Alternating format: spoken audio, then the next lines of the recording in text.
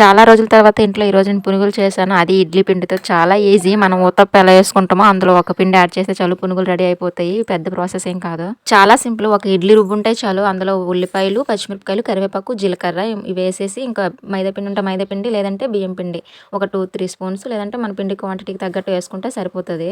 చాలా బాగుంటాయి. Road side అమ్మేటట్టేనే ఉన్నాయి. కాకపోతే కొంచెం గట్టిగా ఉన్నాయి. నేను బియ్యం పిండి యాడ్ చేయడం వల్ల మైదా పిండి అయితే ఇంకా సాఫ్ట్‌గా ఉండేవి. టేస్ట్ అయితే సూపర్ ఉంది. మొన్నటి నుంచి పునుగులు వండట్లేదు ఇంట్లో చాలా రోజులు అయిపోయిందని అంటూ ఉంటే ఇడ్లీ రుబ్బు ఉంది కదా అని చెప్పి నేనైతే ఈ రోజు వండేసాను. యాక్చువల్‌గా అయితే ఇందులో పెరుగు యాడ్ చేస్తారు. నా రుబ్బు ఆల్రెడీ పుల్లగా ఉందని చెప్పి నేను పెరుగేం యాడ్ చేయలేదు. ఇంకా పునుగులు సరిపోవని చెప్పి ఊతప్పం కూడా వేసాను. వీటికి కాంబినేషన్ ఏంటంటే చట్నీ, పల్లీ చట్నీ సూపర్ టేస్ట్ ఉంది. ఇప్పుడు నేను పోస్ట్ చేసే వీడియోస్ చాలా మంది చూస్తున్నారు. చూసిన వాళ్ళందరికీ థ్యాంక్స్ అండి. అలాగే ఒక లైక్, ఒక సబ్స్క్రైబ్ కూడా చేసుకోవచ్చు కదా. అలాగే నా వీడియో చూసాక మీకు ఏమనిపించిందో ఒక చిన్న కామెంట్ కూడా రాయండి. ఇంకా వర్షి పాపకైతే ఈ పునుగులు చాలా బాగా నచ్చాయంట. ఆ ప్లేట్లో ఉన్న పునుగులన్నీ కూడా తినేసింది. ఈ వీడియో లాస్ట్ వరకు చూసినందుకు థ్యాంక్స్ అండి. బాయ్. Like and subscribe.